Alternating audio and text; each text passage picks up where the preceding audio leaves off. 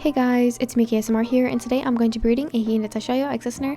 This one is titled I Can't Remember Who It Was, just last December, and as a trigger warning for this video, this contains references to abuse and being rejected after coming out. And this is a song fic based off the song Oh My God by Alec Benjamin, fantastic song by the way. And the lyrics are in the thing, so I'm just going to say them because I'm not singing them. And without further ado, let's get right on into the video. Looking at the pictures I keep on my shelf, 'cause it's been so long since I've looked like myself. It was a late afternoon when you were wandering around the school, bag on your shoulder. It was your first year at Crossnow High School. You hadn't really explored the outside area. You were in the baking club, so you didn't go outside often. You were bringing a box of treats for the volleyball club, since you were friends with Yachi and Hinata, and you wanted to make something for Yachi and her new teammates. Yachi didn't know, but the third years knew. It was going to be a surprise for the second and first years. You looked at yourself in the reflection of the window's gym, on the window of the gym, seeing the eye bags, messy hair, and frown slapped on your face. When was the last time you were happy? Like, actually happy? Burn another candle down. You silently opened the door to the gym, walking in with a box of cookies, what you didn't expect was a volleyball to fly off a similar orange-haired boy's arms and smack dab in the middle of your face. It knocked you down and your box down as well. Well, the box of sweets flew up in the air and opened, spilling everywhere. The mix of frosting, broken cookies, and cookie crumbs covered the floor that you were surrounded by. Burn another candle down. Hinata, okay? You just hurt last name, son. What the hell, dude? You heard a familiar voice yell out. It was Kageyama. That volleyball boy was in your class. Your vision was blurry and you felt the shock of being hit in the face, and you felt blood trickle down your nose. You heard the squeaking shoes of people as they ran over to you. The entire team had run over, except for, the tall blonde. The two second years that you recognized as Sugawara Daichi and Sawamura Daichi and Kyoko Shimizu were crouched down in front of you. You saw Kageyama, Yachi, Hinata, and a few other boys you didn't recognize standing behind them, Hinata looking very worried. Running low on patience. Are you okay? Where are you? What are you doing? How do you feel? Kyoko asked, grabbing her handkerchief from her pocket, putting it on your nose to stop the bleeding. Running low on fumes. Yes, I'm in the Crossnow Boys volleyball gym. I was bringing treats for Yachi's new club, and I'm currently not feeling very great. You replied, grabbing the handkerchief yourself and pressing it to your nose. I'm never going to make it halfway to the moon. Okay, then you're fine, right? Hinata asked. You slowly nodded, still a little dazed from being smacked in the face. You felt your anxiety coming in waves, making you panic. But it's too late to turn around. I'm okay, Hinata. I'm just covered in frosting and a little dazed. You laughed nervously, the entire team standing around you. But it's too late to turn around. Are you sure you're okay last name? Yachi asked nervously, moving past Daichi to be in front of you, checking you out herself. You wiped some frosting from your body, running out of oxygen. I'm okay, I'm just covered in frosting. I'm sorry, I have to go now. You felt anxiety creeping up. You got up quickly and ran out of the gym. You felt the embarrassment settle in. Your social anxiety was part of the reason. You slipped on the way to the bathhouse, tripping hard. You let out a shriek as the skin on your knee ripped.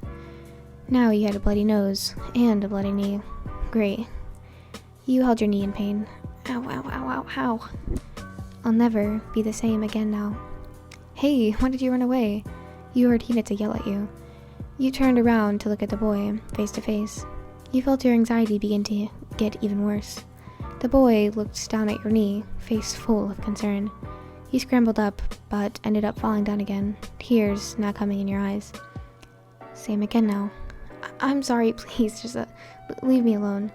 You curled onto the floor, pushing yourself to the nearest wall and putting your hands on your ears to block out the noise. You buried your head into your knees. Hinata was now very concerned. Hinata cautiously approached you, getting down on his knees. You flinched away from his hand, coming towards you. Hinata stared in horror as he realized why you were so scared. Oh my god, I can't remember. Hey, I'm not gonna hurt you, last name. It's okay. He soothed. You hesitantly let him put his hand on your shoulders. Your eyes were wired shut as your friend Hinata picked you up, which made you slightly panic. He ran over and crouched behind the gym, hiding the two of you. He peered around the corner to see the team running over in the area. Who I was, just last December. I saw them go this way. Come on, we gotta hurry up and help them. You heard Yachi shout as footsteps pounded where you once were. Hinata sharply turned back to you, seeing tears flowing down your face. What have I done? How did I get here? Many people thought he was super oblivious and innocent, but he wasn't. He knew social cues and knew when something was wrong. He pulled you into his arms, softly holding onto your back and letting the tears come out onto his chest. It wasn't obvious to anyone, but you had a rough home life. No one really knew the extent of your family life because it was always something that you steered clear from. Hinata was always curious about it, but you were a quiet and shy person, never really talking to many people. Boys and girls alike found you cute and mysterious. What have I done? Your family life was rough. You had come out to your parents, which resulted in them disowning you and abusing you in your own home. You had come out as bisexual in your third year of middle school. You used to be very vibrant and optimistic, but over winter break, you had slightly changed. It made people wonder what had happened to you.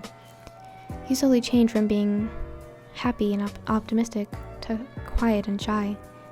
You were being hit and kicked every time you went home, or said anything at home, or even when you just glanced at your parents.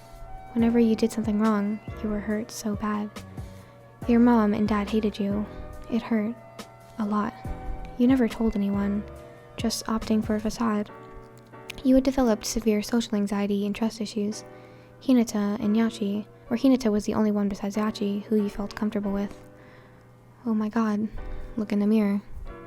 Last name, why didn't... Don't call me that. I hate it. You sobbed into his chest, pounding it with your fists. Hinata hugged you tighter, making you feel secure for the first time in a year. Your breath steadied, but tears were still flowing freely down your cheeks as you sat up into your friend's lap. I was young, nothing to fear once. Would you rather me call you first name? Hinata softly asked, petting your head with his hand gently.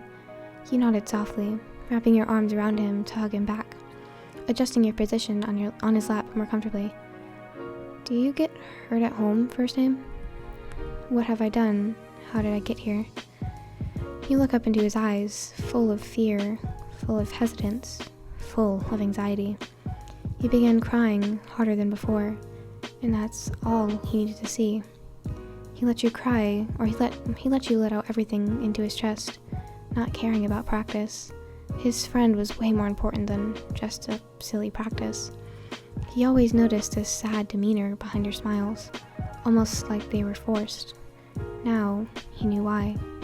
He held you tighter, not letting go, the blood from your nose now dripping onto his shirt, staining the shirt Hinata had on. You saw the stain and pulled away. What have I done? Oh my god, I can't remember. I can't remember who I was just last December. What have I done? You cried into his chest. Maybe I was foolish. I guess I was naive. I didn't know what I had, and I thought I had to leave. Did you run away from home? The question rang in your head. You nodded, not knowing what would happen next. I wish that I was homeward bound.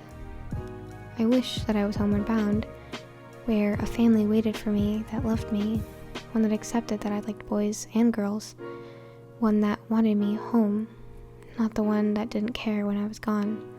You sniffed. I'm currently staying at an old middle school friend's house, but it isn't permanent and it's too far away. I don't know what to do. I can't live with them forever. I'm searching for a signal, holding out my phone. You're valid and I accept you. We have an extra bedroom at my house. It could be permanent.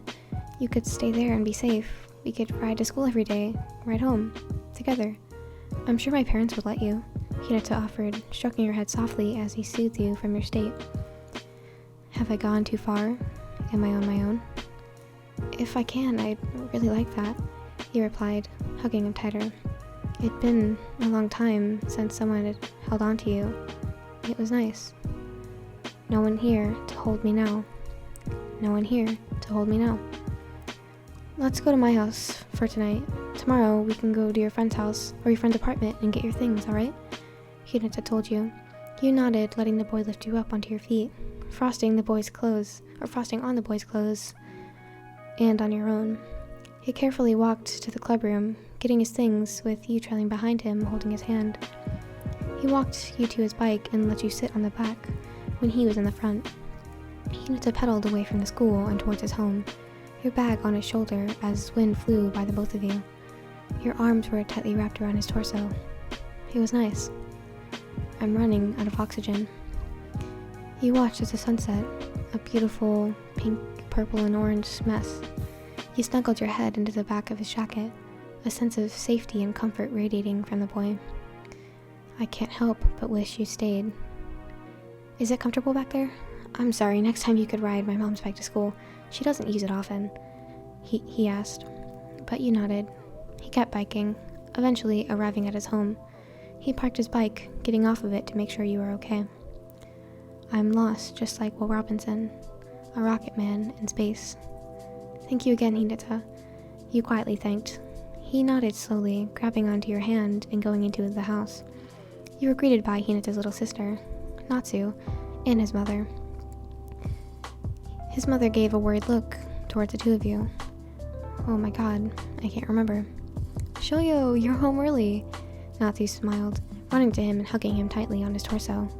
Her eyes traveled to meet yours, and you quickly panicked, hiding behind Hinata like a child.